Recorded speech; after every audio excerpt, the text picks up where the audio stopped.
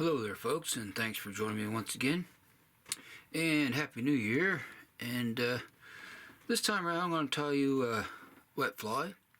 It's called the blue Zulu. You may or may have not seen it tied before, but in case there's some of you out there who haven't seen it, I thought I'd share this one with you this time around, and hopefully you have the materials and you'll give this one a whirl. So we'll get this guy the vise, a fresh hook in, and I'll get started here.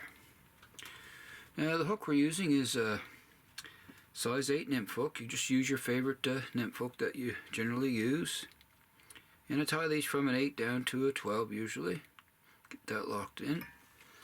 Now for weight we're going to use 0.15 lead wire. So I'm going to get that wrapped on there, and I'm going to put about 8 or 10 wraps around the shank here. So we'll do 8 that time around. Anywhere from 8 to 10 wraps is lots of weight for these. You don't necessarily have to weight them, but I like to weight them to get them down quicker. Okay, and one thing I like to do is I'll push the weight back, and I'll take a little bit of Zap-A-Glap or any super glue that you generally use, and I'll just put a little tiny drop right there and push that lead ahead. And that'll keep that in place. And I'll just push it ahead so it's about in the center. Alrighty, now for thread, I'm using UTC 140 in black for thread this time around. So, get my thread ready to roll here. Alrighty. Okay. So, first we'll start in front of that lead there, and we'll start to build a little dam.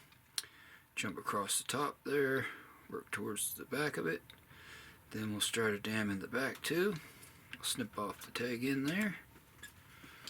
Okay. Now go back over top once again. And I want to build those little thread dams up so I get a nice smooth transition between the lead and the dams there, so we can get a smooth dubbing body on this. Okay, that's fine. Now we'll work back to the barb there. Alrighty. Okay, next is the tail, and the tail is just a short piece of red wool yarn.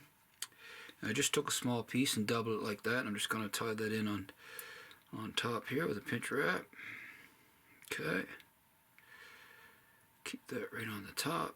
Go back to about the barb, then go forward. And we'll snip the excess off to where it meets the lid.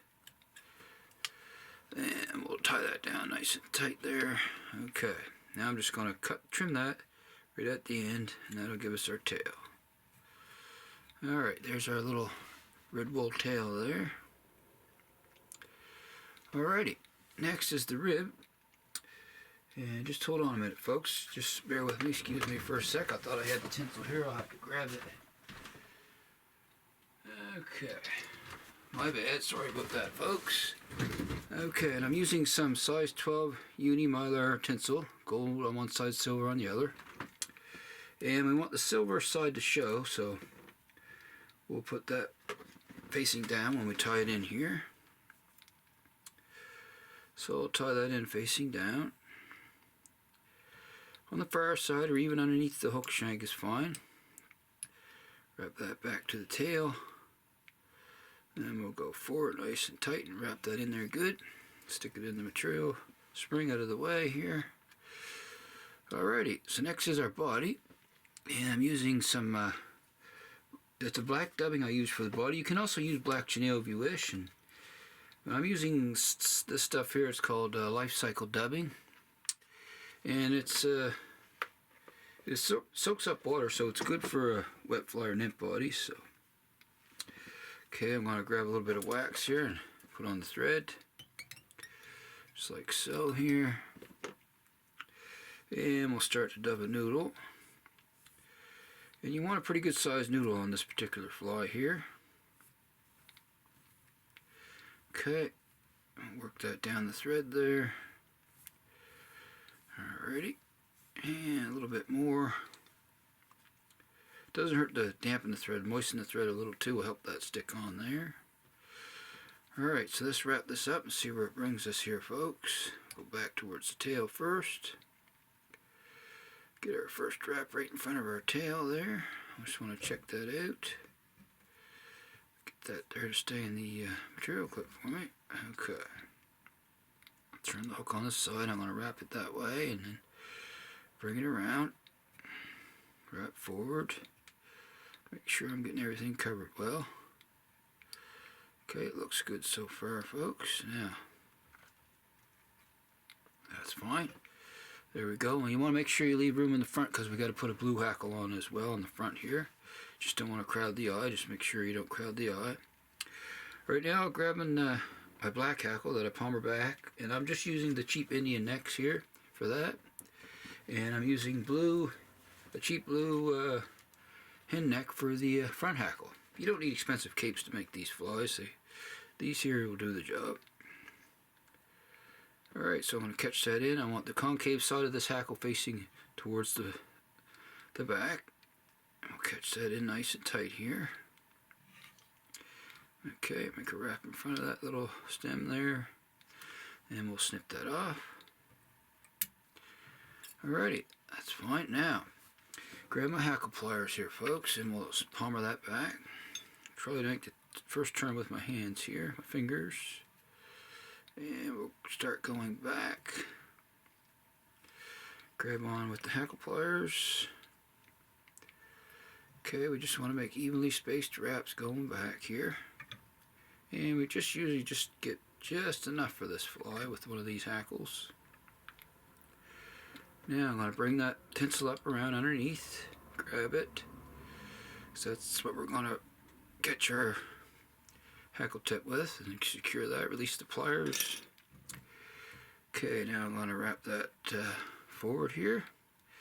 Evenly spaced turns. You're going to trap a few fibers down, there's no doubt, but usually we can pick those out. Just want to wiggle it the best you can going through there. Okay, just like so. And we'll make one more turn up the front there. I'll tie that off.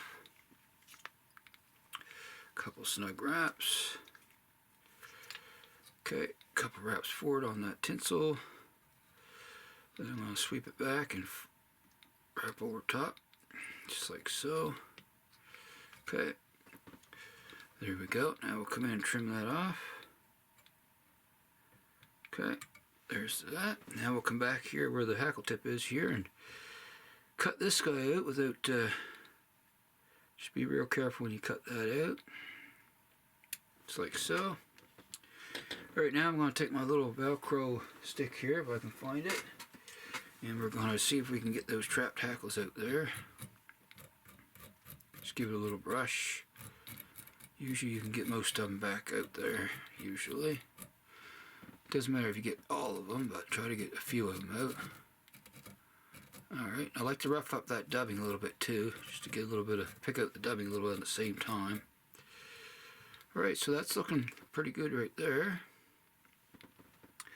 Alright, so now our blue hackle for the front, hence the name Blue Zulu. I have that prepared. I have the fuzzies off it and the tip there ready to tie in, so we'll tie this guy in by the tip here, just like so. Okay, couple wraps in front of that guy, and I'll come in and snip him out. Alright, couple more fibers there. Alright, now put our thread forward to the back behind the eye there. Now I'm going to grab my plunger style pliers for the front hackle. So I get a hold of it here. Yeah, that tail there, you could also take some Velcro and just brush that tail out a little bit there too. I should have, but that's okay. That's fine for a fishing fly. Alright, now we want to wrap this around here. Really careful, like, because these are fragile hackles. These hen hackles for sure. Alright. That around. Doesn't seem to want to cooperate with me. Just hold on a sec, folks. Here, something's not right here. Just want to fold those back a little bit more. It might cooperate better for me. Alright, we'll try her this time here. Okay, that's better. Come up around. finish tying that in. Okay, bring that stem up, catch that in with a couple wraps. We'll just bring the bobbin around, and before I release, I'll pull and get my tension back in the thread. Alright, a couple wraps there, and we're going to check our hackle here and just comb that, just make sure everything's spread around there with that blue hackle. Looks good all the way around.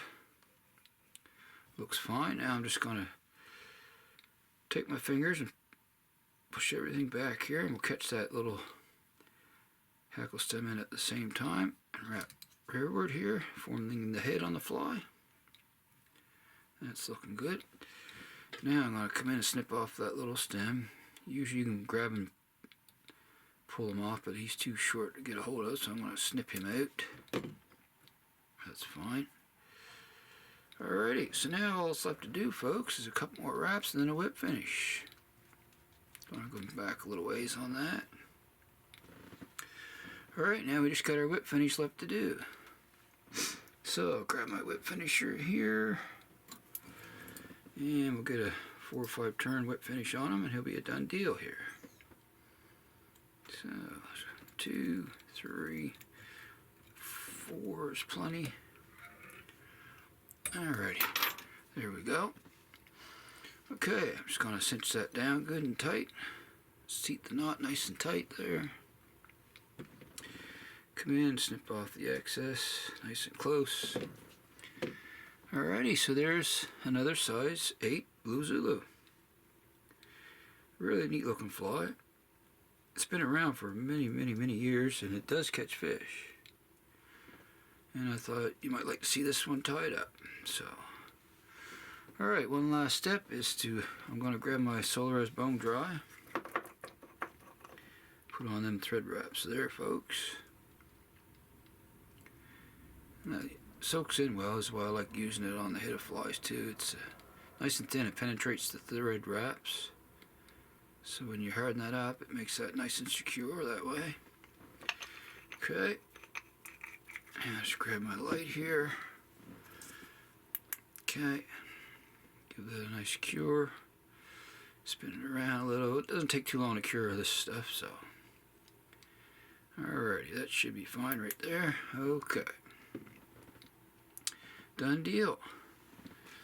So, hope you enjoyed this fly this time around, and you'll definitely tie some up, throw them in your wet fly box, and give them a whirl next season.